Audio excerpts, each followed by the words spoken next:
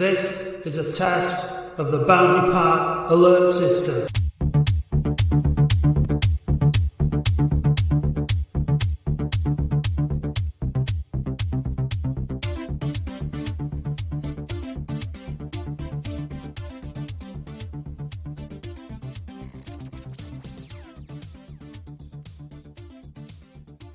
Go. Hello, my Put the God. background on. Hello. Oh, yeah, that's what I just took off. Oh, my God. Wow. What a shambles. I just said to Dave, I forgot what I'm doing. It just all disappeared. Hello and welcome to the Lads Football We Phone. should really stop doing the jugs before the show, shouldn't we? Do we have to? After that, yeah. Yeah, probably. Yeah, so welcome to the Lads Football Phone In. We've just remembered how it works, just about. Yeah. Well, Is that it? yeah. Well, how's your week been, is that Matt? your contribution? What, yeah. Busy, Dave. Busy. Yeah, very busy. What have you been doing? Lots of editing. Been to Aldi as Been well. to Aldi. Yeah, I went to Aldi today. What'd you buy? Food. Come on. I only buy food, me. Is that all you buy? And drink. No clothes? Nope. Socks? Nope, No. just food and drink. Food and drink. So what day is it? Wednesday. we had no game yesterday for the first time in a while. We've had Tuesday games, haven't we? To talk about. No, thank God. No, well, we have had Tuesday games. We've had Tuesday. Tuesday. Now we game. haven't. No, so we haven't. Now we're struggling. Yeah, so yeah, but there's still a burning question, isn't there? Is there? Who is going to be the manager of Oldham Athletic? Well, we've got a cup game on Saturday against Altrincham, and according to Suzanne in the Times, we'll know before the next league game, which is Rochdale a week on Saturday. Yeah. So see you then. We'll do another. Yeah, see you next. Yeah. When we know who. No. Have we supposed to have someone lined up to come on tonight? We have. They've just texted me saying they're just running a bit late because. Because they've been important person with lots of busy things to do. They're just having a shower. Right. All right. Or she said. She said. I've been texting ladies who are showering. It's definitely a he. So I've been texting men who are in the shower. Let's just give a shout out to Bob. Mm-hmm. Good evening, everyone. Thanks for the birthday messages. If you've given him a birthday message, if you haven't, do it. Consider this your birthday message. Happy birthday, Bob. Many happy returns. Yes. One of these days, I'll remember to have some cash in my pocket to buy one of those tickets off you in the. And I'll buy you a rag pudding because I know you like them, but I don't. So yeah. Happy birthday, mate. Hope you've had a good day. Also, shout out to Gaz Lord, who's not been feeling himself lately, but best wishes from the podcast team and the phoning team and everyone at Oldham. Hope you get well soon, pal. And also to Glenn, who's in hospital. And obviously, this is making his experience worse. But hope you get better. Looking at you. So, yeah, this shambolic starts the phone in, but hope you get better. Get well soon, Glenn. All the best to you, mate. And any other business before we bring a caller in? Any other business? Any housekeeping? I'll tell you what we do have. Yeah. You know our mate Craig Lee. Yeah. Of the Humblebees. He's got a new single out, and I said that I would mention it to him. So can you hear that music in the background? Oh, it's nice. It's Craig Lee and the Humblebees. His new song called One Way Round. One Way Road. It's good. Out now on Spotify and all that. Yeah. Is it on Apple? Anyway, just search Craig Lee and the Humblebees and you'll find his new single. So all the best with that, Craig. He works really, really hard on his music. And when you get famous, just remember that it was the phone-in who promoted you first. Made it all happen. Yes. Yeah. So there we go. Right, shall we speak to our friend in Shropshire? Yeah, why not? Hello, Shropshire. Hello, guys. How are you doing? Oldham calling. How are you doing? I'm all right. How are you? Good, mate. Yeah, not so bad. It's my kind of second interaction with live, this kind of stuff. I had a speed awareness course this week. Just got over it. Online speed awareness course. So don't mention 30 mile an hour limits or I don't know. Have you been speeding, Adrian? Yeah. 36 miles an hour. 36 miles an hour. It's amazing. In a 30 or a 20? In the 30, yeah. Oh, right. there wasn't a car in sight. You know, the road was about. It's a Shropshire rule, Shropshire, man. I'm chilling. Listen, the rules are the rules. You ask King of the Laws They're not, over here, they're the not actually referee. they're not actually rules and laws. The The law. legislation is law in this country. So yeah. Have you got any words of wisdom for him? Don't speed or don't get caught. There we go. Well, all I can say, it's amazing what you learn. What you can learn after 45 years of driving various types of vehicles. You've always got something to learn. You just learned after 45 years that you're not supposed to go on the speed limit. There's so much to learn. Yeah. Anyway, first question, guys. I want to know about the spicy sardine paste. Oh, yes. What happened to that? Right. No, it's not. Hang on, what is it? So I'll go and get it. Right, yeah. He's just going to get it because we're going to try it tonight. Because we're going to do it when you rang in. So. Oh, I see. Right. So. Well, I gave some to Frank as well, Matt. Dave. I gave the same night. I gave because I'm thinking Frank might like some on his rowing venture. Do you know when you got your speeding ticket? Did you go, what a bag of shite that is? Because you were. Well, I can't swear anymore because I end up on the Shattucks and I don't want to really be there. You know. Oh, the Shattucks! If you make the Shattucks, mate, you're doing all right. You know, it's a badge of honour. I'm not. He's got it. Has he got the star? Has he got it? Yeah, we've got it. Has he got it? Yeah. Oh, yeah. Right. It's you're going to open it soon, then? We're going to open it now. Yeah. Portuguese spicy sardine paste, and I want to know how it compares. You know, I'm not a beef paste myself, you see, so I don't really know what's. Let's try it live. There's a bit of a whiff. There's a bit of a whiff when you opened it, man. There's a bit of a whiff there. I can't smell anything because my smell's gone since I got COVID. Right, so here we go. Oh, my Jesus. Pasty. Whoa, look at that. Right, is it pasty and tasty? I'm going to... Or is it just pasty? It's spicy. Oh, disgusting. Oh, I think it's all right. It's all right. I'll eat it. It's not for cats, is it? Huh? It might, David might put the women off. Is it worried it might put the women off him or something? Yeah, the sexy Dave. But if you, God, gee whiz, it's spicy. Oh, it's got a Thanks for that. I'll finish that off. He's beef only. Beef. Is it beef only? Yeah, anyway, just a couple of things to say tonight. I'm not going to say too much. I'm not going to swear. Okay.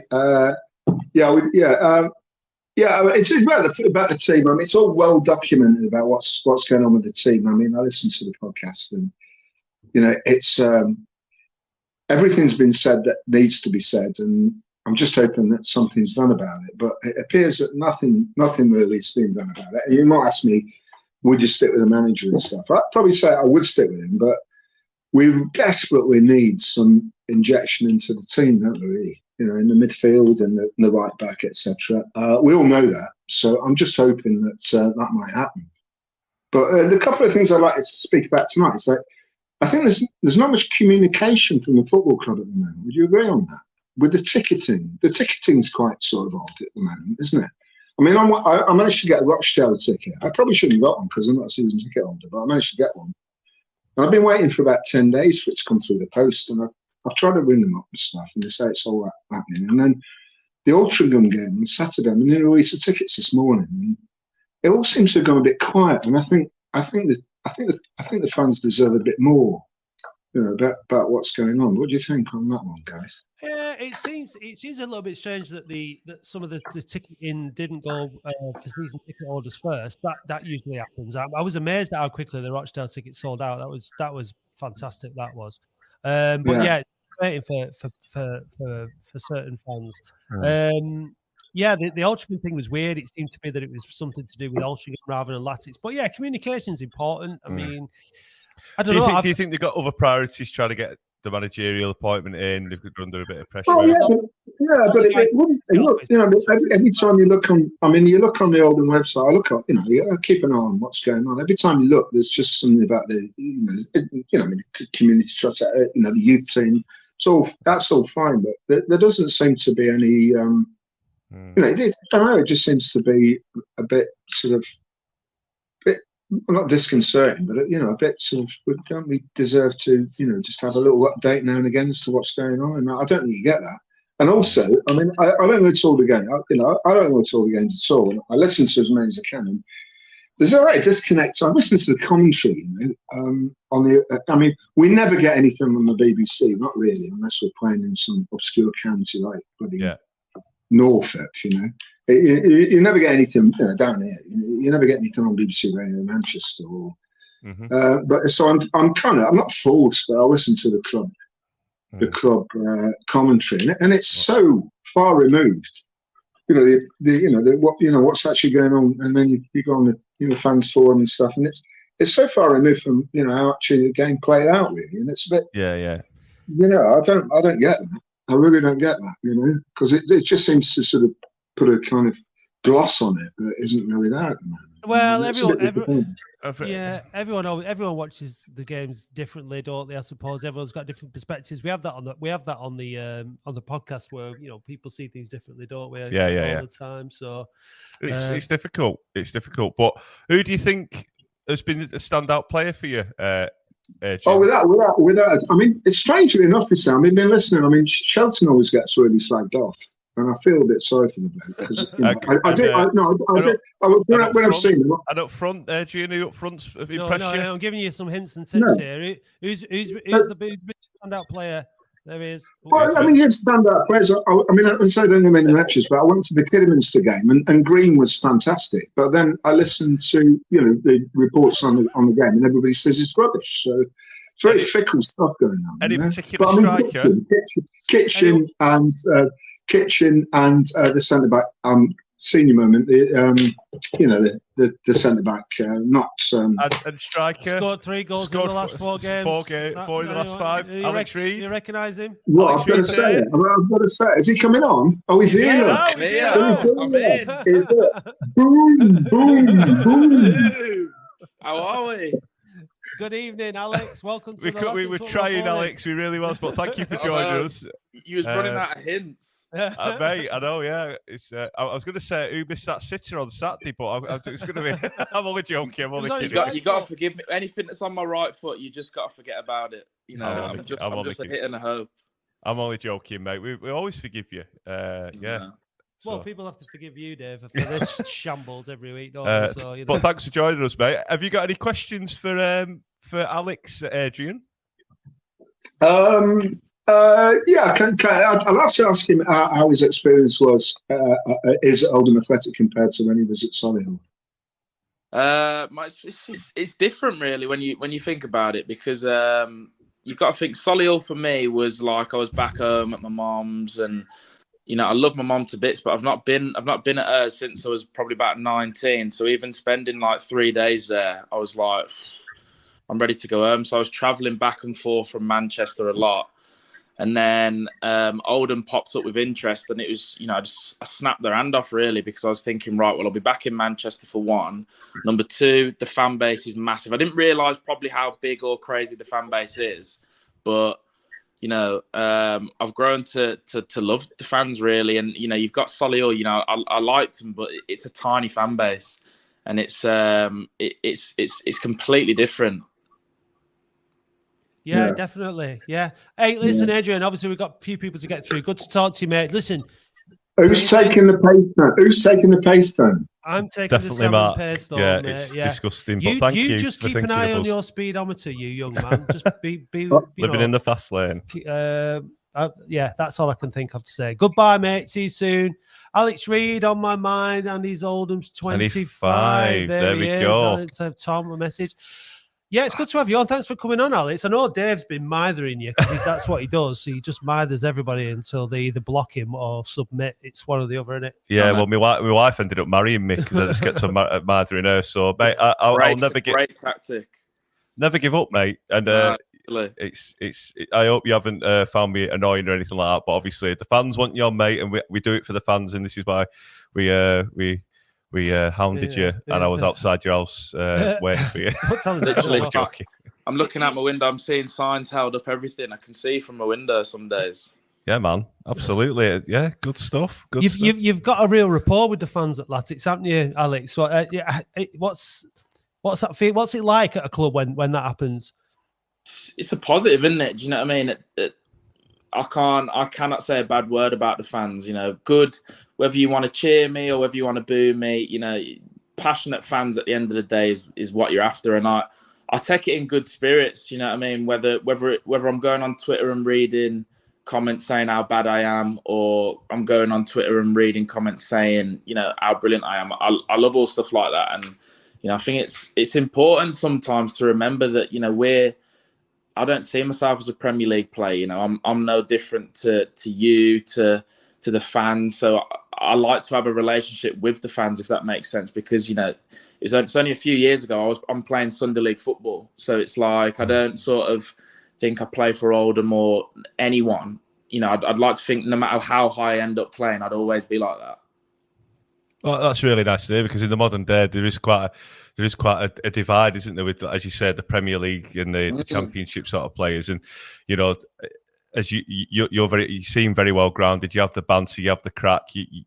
I've seen you after the game when I've been leaving the interview with Steve Thompson. You're still signing photos and shirts for fans, and having photos and selfies. That's like an hour after the game when you most of them would just get off in the car. Yeah. Do you know what I mean? You're all about the fans, aren't you, mate? Yeah, you know that's what I mean. At the end of the day, especially at our level, the fans are what make the club.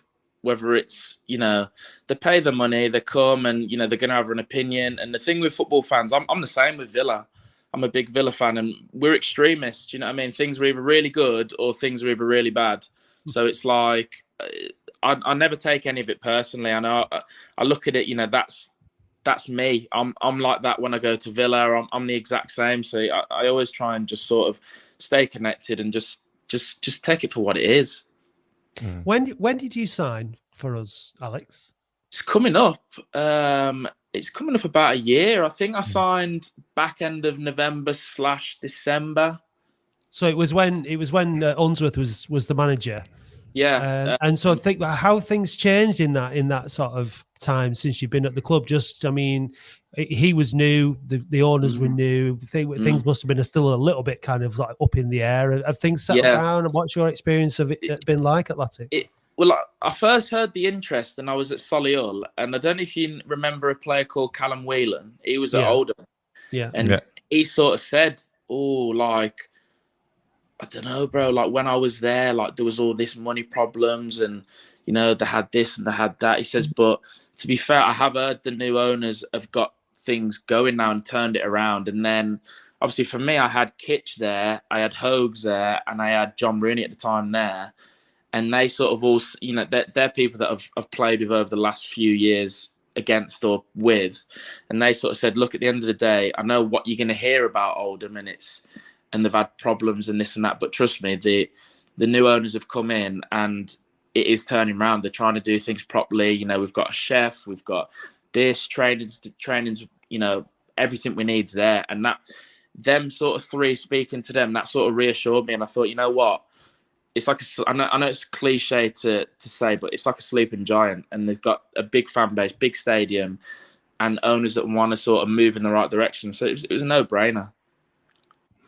Yeah, and obviously you play for Stockport, and you had decent success there as well. Is that sort of what you saw with Oldham, thinking National League, we're going to go for promotion? And was that what you were sort of sold by, David Unsworth? And I don't know if Steve Thompson was involved in the conversations as well. Was Steve involved in it at all? So from what I'm aware, Steve obviously was head of recruitment, and Steve was the one who actually signed me and suggested me to Unsworth.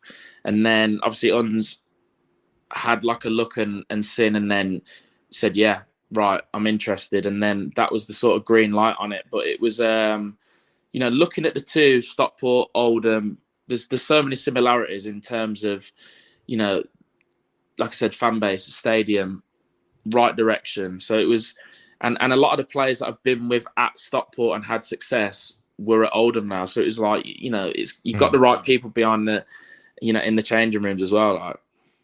Should we bring a we're fan going to bring a fan in, mate. Let's bring Michael in. Michael, I'm sure Michael, you'd like to have a chat with Reedy there, wouldn't you, mate? You look cold, mate. No, I'm all right. I'm not cold. I'm all right. He looks cosy, I think. How are we? Hiya, Alex. What are you doing? Nothing. I was playing FIFA, but and then say hello to you. What do you think of the new FIFA? Good or bad? I think it's shite.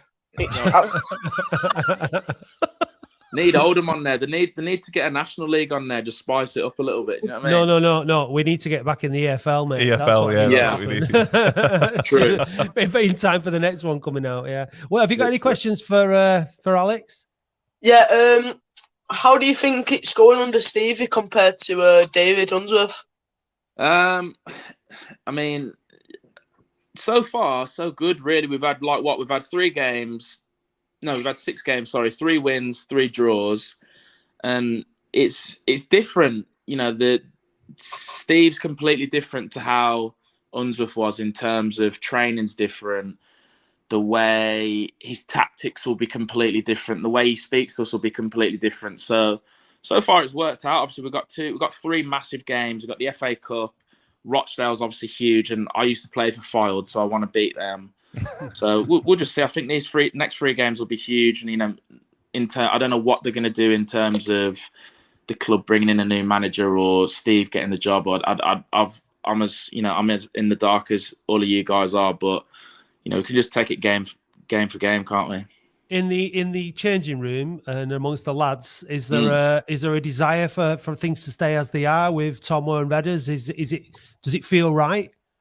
I think if you ask the changing room, probably, because sometimes too much change is not a good thing. Do you know what I mean? We've got Steve in now. He's been in for a significant amount of time, 6 games, and for then another manager to come in, it's like, well, he might have completely different ideas and a different formation, and want to just completely rip the script up. So, but if you asking me personally, stuff like that doesn't really bother me. As long as I'm going to be playing, I'm not too fussed. But I think a lot of the lads probably would, prefer just sort of see how things go for the next few games. In terms of, you say it's changed from Steve to David previously. What, without going into too much detail, obviously, and being respectful, what was it? Is it a lot more simplified? Is it a little bit more aggressive? Is there certain tweaks on the pitch that you do in terms of is training a bit more ramped up? Is it fitness based? Is it what is it like? If you could just briefly, for me, if I had to say, the differences would be that there's a lot more specific work in terms of right, we're playing blah on the weekend. This is how they play. This is what we're going to do. And it's more like, not simplified, but everybody sort of, there's no doubt that everyone can be on the same page in terms of how we're going to approach a game, how they play, what we're going to do.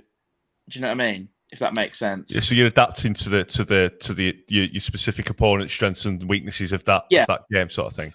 And that's not saying that we're not focusing on us. Obviously, we know, right, this is how we play. This is the players that we've got.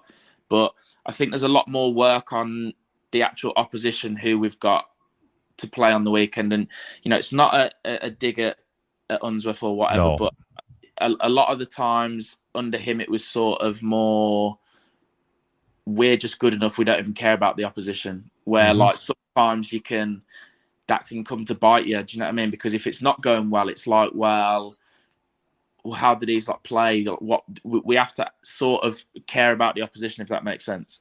That's actually quite interesting, because I think a lot of our fans thought that that wasn't the approach, that we were more worried about the opposition than we were about going forward and punishing teams ourselves, because we seemed to be sort of quite defensively set up under Unsworth. Was that the case? Is there a bit more of an emphasis on going forward since the change in management? To be fair, Unsworth he used to hate, his one pet peeve was playing backwards, and he used to always want us to try and play forward. I know, some of the times it may not have looked like that, but he was very, very attack. Whereas sometimes, and I find under Tomo and whatever, there's more of a calculated build-up. Do you know what I mean? Where it's like sometimes you can't always just go forward because sometimes you'll lose the ball. And like sometimes it'll have a counter reaction. Whereas like under Steve so far, it's been a lot more calculated. We can go forward when we can go forward. But we all know that we play on the front foot and we want to attack and we want to sort of, especially at home, we want to blow teams away. Do you know what I mean? Have you got any more questions, Michael? No, I just would like to recreate my moment. W's in the charge room! Nice. There you go. There you go, man. Boom. Cheers, Michael. See you in a bit, Michael, mate. Where did it come from, the W's in the chat then? Where did it Do you come want me from? to be 100% honest with you on this? Yeah, go on. Yeah, because I'm really interested on this. And, you know, I was in the car with Kitch and we were driving home. And obviously some weeks it's my week to drive, some weeks it's his week to drive, and it's my week to drive. And I just scored against, I think I'd scored against Maidstone. And I was in the car with Kitch and he says, "Oh, anyway, bro, well done on the goal." Was that the one that you smashed in from the edge of the area? Yeah. He says, well done on the goal, bro. Probably one of the best goals I've seen you score. And then he goes, yeah. He says the Instagram will be popping off tonight. And he goes, yeah, W's. He says W's in the chat, and then just got out. And then I thought, like a little light bulb just sprung into my head, and I thought, W's in the chat, yeah, I'll use that. And then I just put it as a caption. And then Kitch was like, I can't believe that you've used that now, and now everyone's ran with it. And if I told everyone that it was me who come up with that, like no one would believe me. And so that is actually the truth. Kitch actually come up with that. I'll be honest with you. But so in terms of, as you said, like you were a sleeping giant as Oldham. What did you know? Obviously Oldham have had a massive fall from grace in the last 30 years. 30 years. What memories did you ever have of it? Did you ever come and watch Villa versus Oldham at Boundary Park or watch Oldham? I've got one experience of Oldham. And my friend, this was maybe going back 2 years ago, year and a half, I don't know. My friend was playing for Accrington, and I think it was a checker trade game. Yeah, it was, yeah. Something like that. Yeah. And I went to the Oldham game, but I think I was sitting in the Accrington stand, and I've got a photo on my phone of me at the Oldham game, recording and whatever. And then I remember watching this player, and he was like a tall black geezer, and he had like tights on, and I was thinking, flipping hell, it's a player he is, and he just every time he got the ball, he's doing like 10 step overs and like 10 chops, and then. But I was thinking, wow, as a player, and then about 30 minutes into the game. There was about 50 tennis balls just bang, bang, bang, bang on the pitch. And I was like, what the hell's going on? And then the fans were doing a protest to get rid of the owners. And I was like, flipping out, them fans are nuts. And that was my only ever experience of Oldham. And then I left. That would be Bahambula, wouldn't it? That would have been Bahambula. Yeah, He's playing in Livingston now, Yeah. He was king of the step over, weren't he? He was. Couldn't believe it. I was thinking, first of all, why is he wearing tights? Yeah. And then second of all, I was thinking, wow, there's about 50 tennis balls on the pitch. What the hell's going on? So that is my one and only experience of Oldham. And I got a parking ticket from where I parked my car. That's it. Yeah. In terms of, that's 2 traffic offences. Yeah, well, that's it. Yeah, 2 traffic offences. In terms of the number 25, was that a number you picked, or was that just given to you as like a squad number? No, so that was literally, I spoke to Unzi. And I said to him, he said, like, what number do you want? And I was 19 at Solihull. I was 19 at Stockport. And I'm really like the least superstitious person in the world. So like, you could put me as number flipping, I don't know, 125. 69. Like I could not care less about numbers. And he said to me, well, we've got 25. 45 or 28, and I was like, I'm not bothered. I said, 25, I'll take 25 then.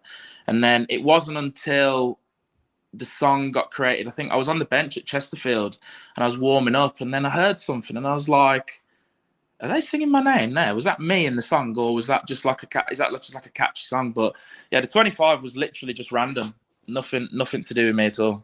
Yeah, it fits nice in the song though, doesn't it? So Friends of the Show, the Scarf Bagara podcast was like, this was wondering where you got the high number from, because they're like the Stockport County podcast who we are mates with, and they were like, we never got Reedy on our show, so we beat him again. Beat him again. I think I will bring another caller in a second, but I love it when you can see how much it means to players. Like, I think we've got to give a big shout out to the Atleticos, because like years ago, you probably saw it when you were there at that game, there was no atmosphere, there was hardly any crowd, it was really, really poor, and they've made a real effort, and now it's, we switched ends as well, because we used to be in the Chaddy end, and now that Rochdale Road end is, especially at this level, it's quite impressive and it's quite noisy. But when you guys score down at the bottom and you all come running over and you can see the shared joy and passion, I really love that. And I think Joe, not only when he scored the other week, you could see it on his face, and certainly when you come over, and what was that last away game? Kidderminster, when you were down there, it was, after you scored the winner and stuff. It means a lot, doesn't it, when everything comes together like that, when goals are scored. That's got to be the best thing about being a striker, and it just those moments. It is. It's like, I've said it before, I can play crap for 89 minutes and then toe poke one in from a yard, and it's like hysterics. And that's the one thing that people like Kitch and goalkeepers, and they don't get. Do you know what I mean? I always say they sort of have to be good footballers, because it's like, well, you've got to sort of play well and actually have a good game, whereas I can be having a rubbish game and then I've scored the winner and it looks brilliant, and it's like, oh wow, you've scored the winning goal. Do you know what I mean? Well, you were sort of out in the cold a little bit, I think it's fair to say, before you came on at York, and then you spanned that defender who was like 7 foot tall, and just hit it first time. And I was quite surprised that you didn't take a couple of touches, and it just came so natural to you. And I thought, flipping out, you can finish. But it must be really difficult when you've not had the game time to then just have a couple of minutes there, a couple of minutes there. But it just feels like you just come straight back into the squad. Is that about mental belief and confidence that you have to work on yourself? Obviously, training's training, but that mental aspect, I don't think a lot of fans appreciate what you do as a striker when you're not in the team and you're only getting 2 minutes there, 3 minutes there, like 10. I think you like to play 10 minutes at most in one game. Do you know what I mean? Yeah. It was tough, obviously, because the start of the season, and it's sort of pre-season. I come back and I'm always in shape. I like to keep myself in shape, and I come back in pre-season fit, and I was probably the best runner there. Done very, very well, and I thought during pre-season I've scored a few goals, I've played well, and I was fully expecting to go into the season and be starting to be sitting there sort of 9 games in, and I've only got one start under my belt, and the one start that I do get, Mike decides to flip in, get sent off, and I'm up front on my own. I was sort of like, flipping out, but I don't know. With me, I especially at this level, I'm always like, I know I will score goals, but just it's given the opportunity and given the chance to play games. I always sort of sat there and thought, you know what, if I was to start that game, or if I would have played against Aldershot, I'd have scored. Or like, if I'd have done, I just feel I need to be given a run of games. And that's sort of, I know I'm going off track, but that's what I got at Stockport with Jim Gannon, the manager. He was sort of like one of the first managers to be like, right, I believe that I've looked at you, I know you score goals, so I'm going to let you sort of go out there. And some days he dragged me off at half time and was like, you was absolutely awful. But then the next game would come along and he'd be like, you know what, I'm putting you back out there, because I know if you get a chance or a couple of chances, you will put one away. And I feel like that's sometimes what I need. I need someone that's going to be like, right, some days, and admittedly, like the weekend, I thought it was awful. I thought I was terrible. And like, I've had a chance, missed it, didn't really get in the game. But then, there's games where I just sort of think, if I'm given game time, I will score goals, and I'll always back myself to score goals. So going back to your question, it was tough to be like on the bench, coming on for 10 minutes here and there, but I always knew and believed that given the chance, I would score goals. Right, 2 questions. First one, who is your ideal strike partner out of the strikers that we've got at the club already? And the second question, how good how good a group of forward players is that at this level, and not just the strikers, but the squad as a whole? Because you've played for a number of clubs at this level. So how would you rate that squad, and who, if you had to pick, do you think is the best complementary striker for you? It's tough because pre-season, if you'd have asked me start of the season, I'd have said Fondop all day, because I sort of thought during pre-season we were paired up a lot, and I love Mike to bits, but sometimes you never know what you're going to get. At Solihull, I've turned around and I'm just thinking, Mike, no, you don't need to tackle him like that, and he's sent off. Do you know what I mean? So if you would have asked me then, I probably would have said Mike, but I've not played as much.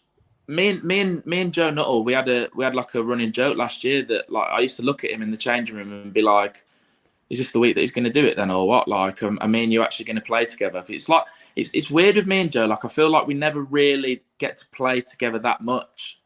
And the last 2 games I've played with Norse, and I've enjoyed that as well. But it's so different. I think if we're playing a total footballing team and we're playing total football, I'd say Norse, because Norse is very like, he'll get the ball to feet, turn, slide. Whereas if we're looking to go direct and like it's horrible, and what I'd probably say Mike, because Mike is just, just brute strength with a little bit of, he could turn around and then score an overhead kick. Do you know what I mean? But there are quite a lot of combinations that we haven't really seen yet, isn't there?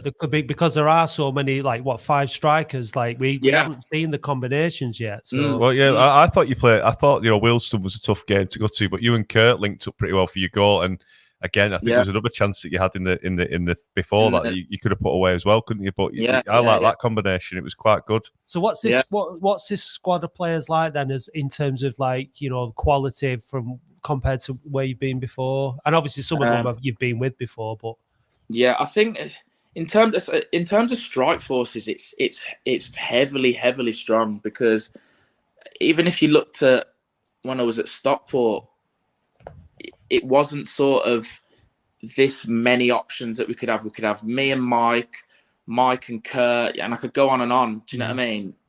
Whereas, like, as a squad, again, it is strong, because you see the players that, Harrison, I can never say his second name properly, but Harrison he's just come back from injury, but he's a great player, and he's not even in the squad. We've got people like Charlie Ragland, doesn't make the squad recently, great player. So as a squad, and I think it's a little bit of a criticism of the National League. I think the whole 5 subs, especially if you're a manager that keeps a goalkeeper on the bench, it's like sometimes it can kill players. I've been there. Whereas like you're not always getting left out because you're doing rubbish or you're not good enough. It's like because I can't really fit you in because we've got to put a goalkeeper on the bench. And, we've only sort of got 4 options then. So I think our squad is very, very strong. But again, it's all right having a good squad. It's putting stuff together. You can have it. I've been in teams where the squad you're looking at thinking we're awful, but how are we winning games? Do you know what I mean? So it's all good having a good squad. It's putting it together. Is it just a question of time?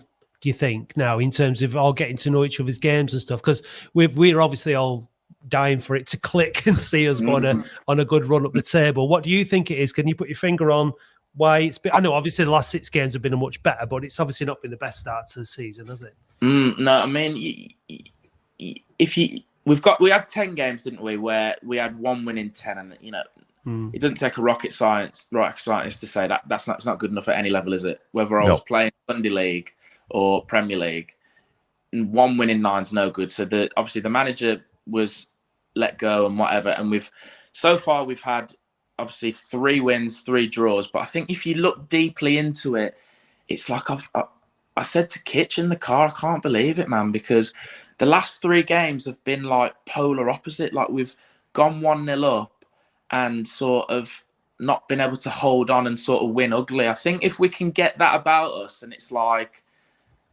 I think what people don't realise is that fans don't care. if we would have won 1-0 the last 3 games, fans wouldn't have cared. It'd have been like, this is brilliant. Absolutely. Whereas when you sort of draw in 1-1 last minute, it's like, wow, like it makes it look a lot worse than it actually is. Like, you can take positives from the game and think, you know what, we've drew the last 3 games, we're undefeated in 6, or you can put a negative spin on it and say, well, we were winning 1-0 in the last 3 games and we've ended up drawing the game, so we've dropped 6 points. But it goes back to what I said with fans. Fans are extremists. It's never going to be like, oh yeah, and you know what, it's just okay. It's going to be like, it's either really bad or really good. Yeah. I'm the fickle. You might as well say it. They're really fickle, aren't they, mate? Yeah, they are. But I'm the same with Villa. Villa lost 5-1 against Newcastle opening day, and I was like, Unai Emery's crap. He's shite. And then we go and beat somebody. I can't remember who it was. We beat somebody next week 4-0 at home, and I'm like, well, unbelievable. We're getting Champions League. So there's no sort of in between. And that, like I said to you, that's why I don't take anything personally. Whether you want to say I'm crap, I'm unbelievable, I don't take it personally, and I don't get too high or low on it. Yeah, no, that's the best way, mate. Right, let's bring Jack in. He's been very patient. Jack, are you there, he's mate? Upside down. Oh, there you are. All right, Jack. Regular Jack, caller to the show. Hi, you're right. I'm good. On Saturday, yeah, it 1-1. It was a decent game, but it reminded me of Tuesday, like Reid was saying there. We've gone 1-0 up and then we've ended 1-1. And like you were saying, there's positives, there's also negatives. And you can sort of see what's happening and what Thompson's telling him to do.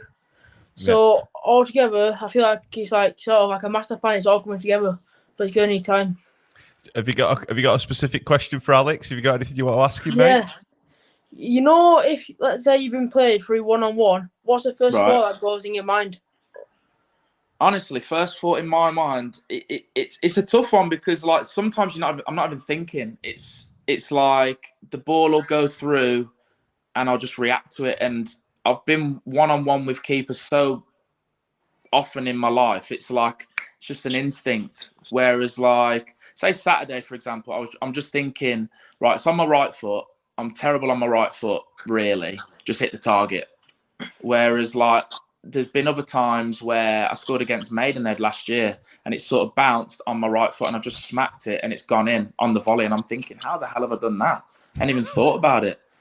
So the honest answer is I'm not really thinking. And I know some fans might be thinking, well, that's the problem. You're not thinking when you were... But, like, you just don't. It's so quickly. I've not really got time to go through and think, right... The goalkeeper's doing this, so I ain't got the time. Well, your body knows what to do over your mind, doesn't it? You find that when you play football, sport, or whatever, when you're in that flow state of instincts, you tend to perform better because once your head starts getting into it, it's like penalty shootouts and stuff. Once your mind starts taking over, it's much more difficult, isn't it? Yeah.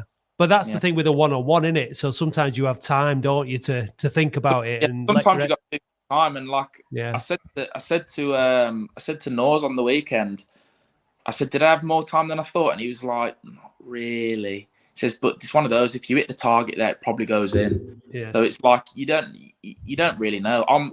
The defender could have been about 20 yards away from me. I wouldn't have even known. Mm-hmm. Hey, that's football, isn't it? Have you got any other questions for Alex, Jack? In your whole squad, the whole squad, what formation would you play if you were the manager? Good question. Oh, well done. Question. I prefer, personally, I like playing the 3-5-2 because I think in terms of like what you get defensively, you can go back into a 5, but attacking wise, you've got the wing backs right on, and you know, fullbacks aren't really fullbacks nowadays anyway. And I get to play with two up front, and then you've got the sort of 3 in midfield. I personally like a 3-5-2 if I was in charge. You want Kitch to get a bit of glory, don't you, mate? That's what you think about. You think about General K, aren't you? I'm absolutely gagging for him to score. He was when I come off the other day. Was it the other game or I can't remember. I came off the other game and he went through, and I was thinking, go on, and then he skied it over. But I'm gagging for him to score because It's just funny. He's one of those people, like, and I can't even explain it. He makes me laugh, and he's not even trying to make me laugh. He is very dry, isn't he? I've met him when we were doing those videos. He was like, "No, I'm not doing it." And I was like, "Oh, come on!" He had to twist his arm. You ended up having to twist his arm, didn't you? For how he's not got his own reality TV show. Like I've never known, because he is the funniest person you'll ever meet. Yeah.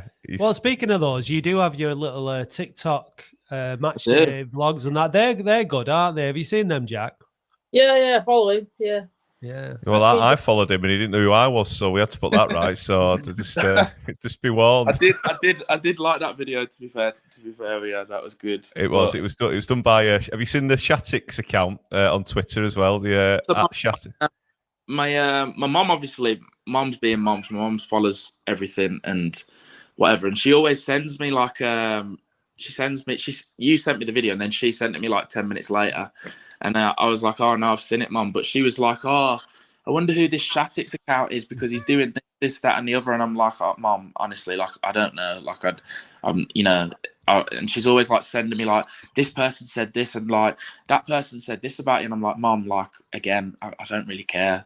But the Shatix account has to remain a secret, because if it ever gets revealed, he'll get sacked. Or she will get sacked, because they clearly do no work. They spend all the time doing these videos, so I think that's why it needs to remain a secret. But Jack, have you got any final? Have you got? Oh, that's the question I was going to ask. Go on, Jack. Sorry, mate. How good is Josh Lundstrom? How good is Josh Lundstrom? Is very, very good. It was, I think he was heavily missed in midfield. You know what I mean? And like, with his knee, it was a bit of a weird one, because it was in pre-season and it didn't sort of look like he'd done anything. But knee injuries are weird, aren't they? And like, I was like I said, I was on my TikTok live, and every odd question, it'd be like, "Where's Lundstrom? When's Lundstrom coming back?" And I says, "Come in training." I says to him, "Fucking hell, how many? Are you like planting people on the live to like ask me questions about you or what?" But I was just like, "He's coming back. He's coming back. He's coming back." But he's something a little bit different to what we've not got. Do you know what I mean? He's someone that will take risks on the ball and drive at defenders and slide balls, and he's not really, from playing with him so far, it's great for me. He's not someone who's really interested in scoring that many goals. So it's like, right, brilliant, pass me the ball and so I'll it's just score. a provider. Yeah. Sort of, yeah. And some people get pleasure from that. Do you know what I mean? Like, they love setting goals up more than they love scoring goals, which is great for the strikers and me. Do you know what I mean? All the best teams that we've had over well, there's not been that many of them, but when we've had the best teams we've had have had that ball play midfielder. We think of Richie Wellings and Neil Redfern, Redfern, Sheridan, like the midfielder that spots the pass and the players that run onto it. What I was just going to ask a similar question actually, Jack, about like what have we got still that, you know, that people like Dan Ward who struggled with fitness. You mentioned Harrison McGahey. Like, there's still some players in the squad there that we've not seen, because it must be a shame for Dan as well. He's hardly played a game, has he, since he joined? Yeah, I mean, that Ward is honestly top guy. And like, when we played Gateshead last year, they were, you know, if I'm just speaking honestly, they were like a mouthy lot. And I was thinking, you know, who the hell are these lot, like talking in the tunnel and like mouthing off on the pitch? And I was thinking, so when he first come, I was a little bit like, I wonder if he's a bit like that, if I'd get on with him. But honestly, top guy. And like, he gets a lot of stick in the canteen and what. I don't know if you'll have seen, because he plasters, like, he can wax down 3 waffles on a Friday, but so he gets a lot of stick for that. And he's got his nickname amongst the squad is Waffle Arse, but because he just loves waffles, lives for waffles. His birthday the other day, and he brought in waffles. But again, like, you know, going back to the question, he's someone that the fans probably won't have seen yet. And, you know, you've got people like him just waiting in the wings, which just says a lot about the depth of the squad, really. Yeah. Thanks for your call, Jack. Cheers, mate. See you. Have a nice day. You too, mate. Cheers, pal. Just talking about Gateshead, like Gateshead, good side, aren't they? Like they're doing it again this season. Like they played us 3 times last season and we didn't get a sniff out of them. But looking ahead to the weekend, we've got Altrincham away. Last season, I'm not sure if you played in that game or not, but it was absolutely dreadful. It was Tuesday night. Tuesday night. We lost 1-0. Terrible game. From our point of view. Sorry. Away, yeah. Yeah, away. Yeah. Because we drew 2-2, didn't we?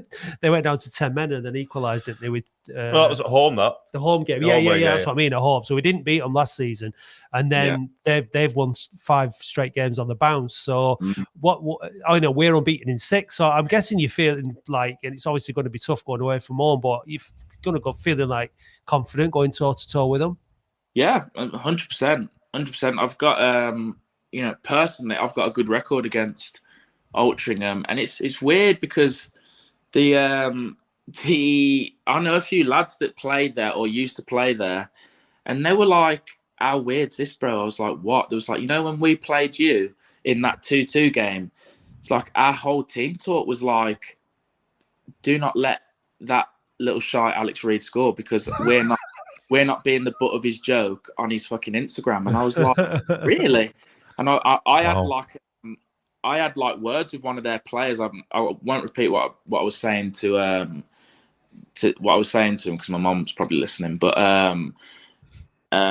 so it was a weird one really, because I was sort of like, well, that's strange. But I scored a hat trick against them for Solihull, and I think I must have put something, as I do on Instagram, about it. So it was sort of like they didn't want me to score, and I found that weird. But it's you couldn't ask for a better FA Cup draw, really, could you? It's local, number 1, so the fans will be there in numbers. Number 2, they're in good form. We're in pretty good form, and it's the FA Cup, isn't it? I want to play, Villa teams. I want to play Villa. I want to play Stockport. I want to play, different teams. So I tell you what, that would be Villa away. Villa away. I've never been to Villa Park, and it's my favourite. It's my favourite stadium in the country. I think it's just magnificent. It's got it's like old, and but it's got its history, its heritage. So Villa away, to get in the third round, it's a long way though, 4 games, and it's going to be a tough one. But I can't wait for Saturday as well. Hopefully we'll pack it out, and it's hard to make noise when there's no roof, but we'll give it our best go. Isn't it as well? The FA Cup, it's like a different feel. Do you know what I mean? It's like right. It's did it do replays in round 1 or not? I'm not sure. No, it's straight to penalties, mate. It's straight to penalties, isn't it? So it's like, it's one game. There's going to be a winner on the night. I mean, I'm going the boxing on the night, so I'm hoping it's not going on for too long. But just get another hat trick and get it sorted. Hopefully we can get it done in 90 minutes. But it'll be good. I'm really excited for it. I am. Can we make a deal with you? If you score on Saturday, can we have a bit of a phone-in shout-out? Can we have a bit of that? We'll do it. We'll do a call, little phone-in for you. I promise. That'd be quality. Oh, Brad, you've been correct here. Replay Tuesday. Because I think when last season we got taken to replays against Chester and Peterborough Sports. Peterborough Sports was the FA Trophy, so that's direct to penalties. Right, sorry. Get your facts right. Yeah, that was. What about Rooney's penalty, man? What was that about? That was like, that was. I can't remember his penalty, but I just remember I played in that game and I was thinking, wow, you are bad at football. Like, how bad have you just played in that game? And I was thinking, this is just, if I'm getting, because we were losing at one point to Peterborough, and I was like, this is just what's going on here. But yeah. It was a little dink chip penalty, but the keeper just caught it in the middle, and it was just like, oh dear. Yeah. Right, let's bring in Ibby. He's always very patient, and he's waiting. Have you got Ibby? How are you? Evening, guys. You all right? Yeah, you. Good, mate. You? I'm all right, Dave. I hope you're okay, Dave and Matt. Yeah, very well. Good, thanks, mate. Yeah. Thanks a lot for bringing Alex Reid on the show. It's Alex you have to thank, not us, mate. Absolutely. Thanks to Alex. I'm just happy that he's come on. I'm just happy that he's getting his opportunity, because last season he didn't have much of a shout out, and we kept telling David Unsworth, why are you not playing him? But as you know, he's not at the club now, so we don't have to go backwards now. Yeah. Have you got a specific question for Alex? My question only is that are you fully going to support Steve Johnson hopefully getting this Oldham job? I mean, it's tough for me, isn't it? Because like I said to the guys, who gets the job for me? It's not really. I'm not too fussed as long as the team's winning and I'm playing, and I don't sort of want to. it's a double-edged sword question for me because I can't come on here and say, oh, no, I don't want Steve to get the job. But then I can't come on here and say, well, oh, no, I want Steve to get the job, because one way or another, it's going to go one way, isn't it? It's either Steve's not going to get the job and then a new manager's going to come and he's like, well, I heard that you didn't want a new manager, but Steve could get the job. And it's like, well, I heard you wanted a new manager. So you're damned if you do, you're damned if you don't, Alex. So it's like, I'm going to have to sit on the fence on that one. And no, just, it's fine. It's fine, mate. But if I'm being absolutely honest with you, it really doesn't bother me. Yeah, I can understand that, but he's put smiles on players' faces and he's well respected in football. Yeah, no, he is, and there's no doubt about it. The last 6 games have been a lot more positive, and that's not just on the pitch; that's around the camp. Do you know what I mean? He comes across quite a calm guy, but I interviewed him after the game against Dagenham. I could see he was absolutely raging after that. Was he? What's he like when he's got a bit? Has he got a bit of everyone's got a bit of a nasty side, but is it like? Is he a bit of a hairdryer, a bit of a Ferguson in disguise, or is it like you've let me down, a bit of a quiet side? Yeah, I haven't seen that yet, but like you said, that can get brought out of anyone. I've seen, my nan's the loveliest lady in the world, but I'm sure if you told her she can't go swimming for the next year, you'd see that side come out of her. Do you know what I mean? So I haven't seen it yet, but he's very calm and calculated about what he says, what he's saying to us, and I think he sometimes, especially the last 3 games, he doesn't need to say anything to us. We know, I know, because I'm sitting there raging, thinking, Wildstone 1-0. Me scoring looks brilliant, but 1-1, it's rubbish. Yeah. And I'm as disappointed as anyone. I'm as disappointed as you. I'm as disappointed as the fans. I'm as disappointed as Steve will be. So he doesn't need to say anything. We're all grown-ups. We know. Yeah. Alex, do you think we're aiming for the playoffs? Is that our main target this season? Because Chesterfield are most likely going to run away with the league. I think it has to be, doesn't it? There's no... I could sit on the fence with an answer like this, but I'm not gonna, because it has to be. I think anything other than sort of the playoffs, I'm gonna look at it and be like, we should do better. You're gonna look at it and be like, you know what? A team like us with a pitch like ours, a budget like ours, and a fan base like ours, why shouldn't we be going for the playoffs at minimum? So, if you're asking me personally, 100%, I want to be in them playoffs and I want to sort of, play in them big games at the end of the season. Both me and you, Dave, at the beginning of the season when we did our predictions, predicted that we were going to start slowly.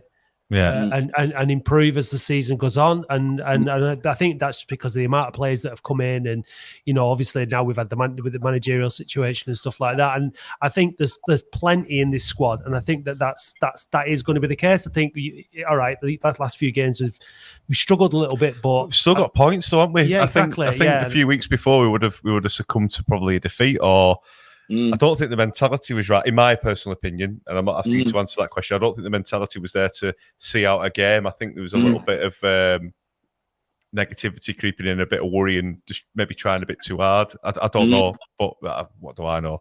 Ibi, thanks for your call, pal. Cheers. Yeah, thank you. Bye-bye, guys. See you, mate. We We got this about asking if you're excited about Rochdale. Now, you won't have played in Rochdale, Latics v Rochdale away, will you? Because obviously it's the first time they've come down, but it's pretty special. There's usually more of us there than there are Rochdale fans, and the Latics fans are well up for it on that game. Yeah. The on my lives, a lot of the questions I've been asked all the time is like, are you buzzing for Rochdale? They call it Dogdale sometimes. Drugdale. Yeah. Bin Dippersville. Dogdale, Drugdale. Like, what do you think of us selling that? And like, I'm buzzing for it. And big games is like, I was, if I'm speaking honestly with you, I was sitting on the bench at Chesterfield, gutted, watching the atmosphere, and it's a big game, and we've got loads of away support, and I was injured in the warm up. By Mike Fondop, that goes back to like me saying you just don't know what you're two-footed Fondop. Like he's absolutely halving me in a warm up, and I'm thinking, Mike, like what? Why would you do that? And he's sort of like, sorry, Reedy, and I'm like, I know, bro, but Like, what? How have you done that? Like, what's just happened there? But like, I was on the bench. I'm not saying I was starting, but I was on the bench regardless. And I was sitting there gutted, thinking, "Wow, like I'd love to play in that." And I don't care what anybody says as a footballer, you enjoy it just as much. Like the lads have won, but you enjoy it that little percentage more when you're on the pitch and you're involved in it. And so the Rochdale game, I'm buzzing for it. Do you know what I mean?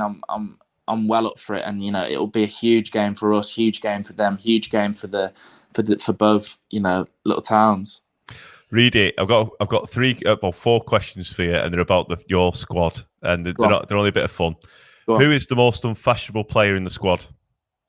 Easy one, absolute easy one. Mike Fondop. He can be seen coming in winter in like full basketball kits. He had on like a pink Nike tracksuit the other day. You just don't know what you're going to get with him. It's very like just out there colours, and it's just not for me. If it kicks off in a game, which player are you standing behind? 2-part answer, I would say. Number 1, Liam Hogan, because when he wants to be, angriest man I've ever met. And I've played with him at Stockport. When did he lose his head at me? The last game that I've... Not the last home game, the game before that where I scored. Who did we play? Maidenhead. Was it Maidenhead at home? Yeah. And they were meant to... I'm not really trusted to mark on a corner, and they'd changed their setup in the box. So I was like looking, and there was nobody on the edge, and I was like, I says to Tomo, like, there's no one on the edge, and then he was like, just mark. And then I said to Hogs, who do you want me to mark? He was like, him. And then by the time I turned around to see, the corner had come in, and he has like a free header and heads it, and then like Devon clears it off the line, and Hogue sort of just turned and looked at me, and he just he didn't even say anything. He just went like, and I was like, "Oh, I'm so sorry, Hogue." Like I didn't even realise, but probably Hogue is the angriest man I probably know. Who's the tightest in the team? Ooh, good question. I think, and I've not experienced it yet, but from what I've been told, it's Devon. He hasn't paid his fines, apparently. I think he's the only one that's not paid his fines yet. And number 2, the lads say he's like the last to get around in with the boys. I don't know though. I've known Devon for years, and like our families are families because he's from Birmingham as well.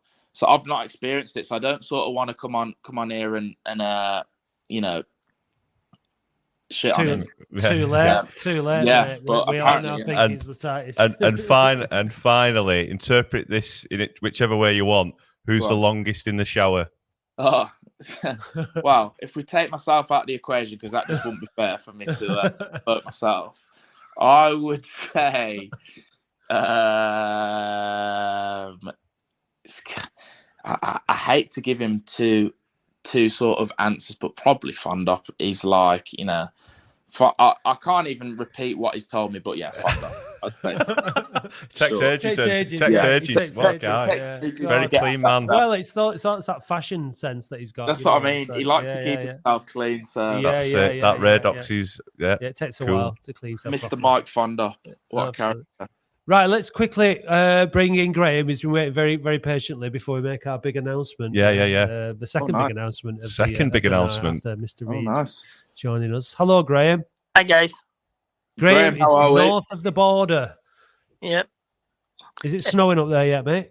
Not yet, but it's flooded. Oh, no. Seriously? That's not good, is it? Yesterday in the train station at the platform with a kayak. Oh, wow. You've not been affected, have you? Not really. It's more further towards Glasgow, Edinburgh way than that's right. That's not funny, Dave. People are in kayaks, man. Sorry. I'll email you, honestly. Oh. But Alex, yeah, Villa Park once. It's an amazing stadium. Oh, it's unbelievable, isn't it? I was there in '96 when Scotland played Switzerland, when McCoy scored the goal, and then you guys let a goal in against Holland and put it. Oh wow! Sorry about that. Not really. All right. You're right, Alex. Being a striker, right, and you say you're not strong, your right foot, right? Mm-hmm. First penalty in the playoff final or last penalty in the playoff final with your right foot? Oh, with my right foot. Oh, I would always go because in my heart of hearts, I am a glory hunter, and I'd love the glory of having the last penalty. You know, I think it's 50-50, isn't it? I'm either going to score or I'm going to miss. So you flip a coin. I'd be absolutely devastated if I missed 100%, but it's worth it, isn't it? Taking it with my right foot, you 50% chance of being a hero, good odds. And you'd never take it with your right foot anyway, would you? Absolutely no. The only time I'm ever fined in training at football is like when I've took a shot with my right foot and it just flies over, and then you've got like Hogs who like controls the fines. He's like shouting like, "Way, fine," and I just think to myself every time, why am I even swinging my right foot? Like I know better than to do that. So yeah, last penalty, 100%. Got any more questions, Graham? Well, I've just been impressed with Will Sutton this year as well. He's been quite good since he came back. Yeah. But my question was, right, when you play the five-a-sides in training, mm-hmm. Who likes to take you out a lot? Oh, again, I know I'm giving him a lot of press in this podcast, but Mike Fondop, he is. If there's a five-a-side in training, you better pray and hope that you're on Mike's team, because it can be a stray elbow. I've seen him in training last year. Somehow, Peter Clark was on the floor, and somehow Mike's ended up kicking him in the face. And I'm like, he's the type of person you just sort of think like, how's that's harder to do than it is not to do. Like, how's that even happened? But yeah, defo Mike Fondop, 100%. But I've been off for a few weeks on holiday, and I've been watching the games on the National League one. But yeah, your form's been impressive.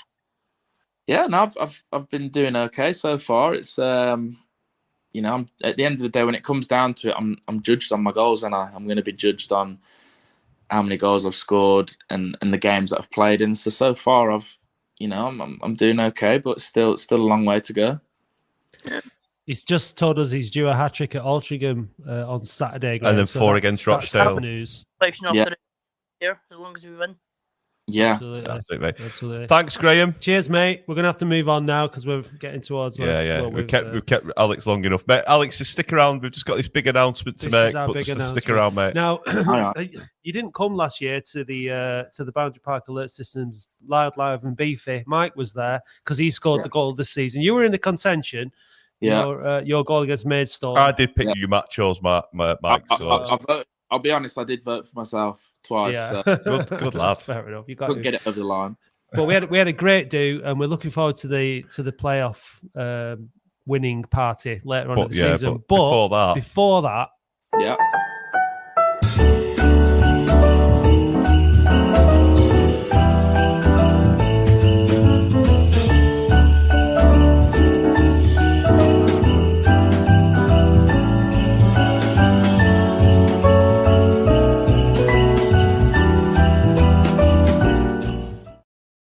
It's the Christmas party to end our Christmas parties, the Boundary Park Alert System Christmas do. And it's on Mad Friday. Nice. It's the day before Gateshead at home, which we're going to try and get special dispensation off the club. But you are our first guest invite. So can we count on you down there, mate? I appreciate it. Yeah, 23rd of December. 22nd, mate. 22nd, yeah. Friday 22nd. We're going to have a table for the club anyway. We'll have a table for whoever can make it from the club to come down, because they all came to the end of season one last season. And fun and games. We've got a few games, bit of laugh, live singer, a few. Well, you won't be drinking because you're playing the day after, but we'll have yours. Pie supper, beef paste sandwiches on the table. Yeah, man. Just keep you going. No, I look forward to it. I'll either bring kitchen with me or I'll bring a little date with me. Don't bring Mike Fondop with you though, because no, it's not safe. Yeah, it's not. It's He not behaved safe. last time. He behaved. He No, was he, good to as be gold. fair, he was there. Maybe it's when My he's around. wife thought, she said, that's I can't believe he's a footballer. He's just such a gentle, lovely man. That's what my wife It's said. not the so. impression we've got of him this evening. So, tell her she needs to watch him on the pitch then when he's when he's let loose sometimes. Yeah, That is that's brilliant. it. Mate, we can't thank you enough. No, for it's coming been on brilliant. tonight, I've really enjoyed it. and mate. you've been honest and you've been very insightful, and Yeah, we really thank you. And I'll get you something sorted for coming on as well, mate. So really do. Yeah, no, I appreciate it, guys. Honestly, it's my mom. She'll hate me for saying it, but she listens to your podcast and she's always, saying how funny it is, how good it is, and she was like, "You've got to go on." You're like, "I'd love to listen to you." I know she said to me tonight, "Don't mention that I'm listening," but Hi, Mrs. Reed. I haven't listened to my mom for many years now, so sorry, can't. So a little shout out to her, but no, I've really enjoyed it, and yeah, hopefully we can get a win on Saturday. Hopefully we'll get a win against Rochdale, Dogdale, whatever you want to call. Definitely Dogdale. Definitely Dogdale. Yeah. Well, listen, I mean, we this football club it's been through the mill. We've had a rough time, and all we want heroes on the pitch. We want goals. We want to win games. We want those big occasions, we just want every single one of you as players and all the staff to do really well. We're all right behind you. So best of luck for the rest of the season. And thank you so much for coming on the show. Yeah, no, appreciate it, guys. Nice Thanks, one. mate. Cheers. Cheers. Alex. Thanks, Alex. Take care. Bye. Bye-bye. Bye. What a great guest. What a great guest. Fantastic. Nearly as good as us. I mean, with a bit of media training, he'll mate, he was class. He's class, but we get the guests. No, you get the guests. Well, I get the guests, but it's a team effort. To be fair to him, Mithers, and he gets there. But that was brilliant. I really enjoyed it. What a lovely guy. Yeah, class. I hope you fans enjoy it. And you want to buy us a coffee for the... Or even better, go over to the OAFC podcast website now and buy a ticket for the Christmas do, because it's going to be carnage. Or do both. Yeah. But honestly, we're going to have an absolute riot. It's 20 quid, right? But you're going to get pie supper, beef paste sandwiches, fun, games, ale, games, live music, Dave, special Matt, guests, all that. And it's just going to be Mad Friday. A disc jockey. Now then. Right. Yep. You did that last week. Sorry. And it's going to be great. So we'd love to see you. We'd love to have a party with you. Let's all go to the gates again. Rough as dogs. Yeah. Rough as Dogdales. No, not as rough as them. No. Not that rough. Right. Yeah, exactly, Graham. You can actually physically buy us a pint then. Loads. Buy me as many as you want. But I'm really looking forward to getting everybody together and doing that at Christmas. And hopefully Latics will be firmly in the playoffs by then. What do you reckon, Dave? Oh, easy. Alex Reed, leading goal scorer. Yeah, promotion push.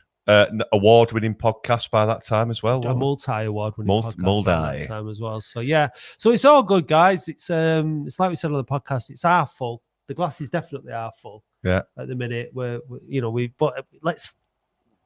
I don't want to lose this winning this undefeated run on Saturday. I really, really want us to win that game. I do. I know, but we've just got to be prepared that good things come to an end. But it doesn't mean that they're going to be like that forever. So keep your chin up. Thanks for watching, and see you next week. Bye.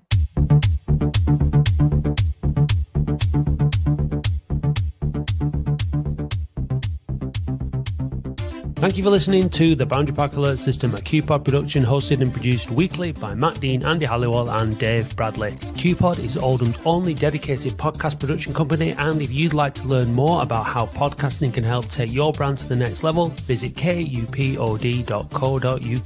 A huge thank you goes to all those people who subscribe to the podcast on Spotify. We really appreciate you all. Please visit oafcpodcast.co.uk and click Be a Supporter or find the link in the show notes if you'd like to help us fund the show. It's only $2.99 per month to subscribe, but if you'd rather make a one-off donation, please visit buymeacoffee.com/OAFC podcast or click the link on our website. Don't miss the Latics football phone-in every Wednesday live from 8:30pm. Please visit youtube.com/@OAFC podcast and do hit subscribe while you are there. You can also follow and interact with us on Facebook, Twitter, Instagram and TikTok @OAFC podcast. Big thanks go to Eileen Finnegan for writing our excellent weekly blog, which we encourage you to read on our website every Saturday morning, and also to Paul Prendergast for providing us with all the Latics Mind questions. The title music for the show is by Manchester DJ and producer Starion, and for more information visit bandcamp.com/Red Laser Records. If you'd like to be a guest or contribute to the show, we would love to hear from you. Until then, see you next time.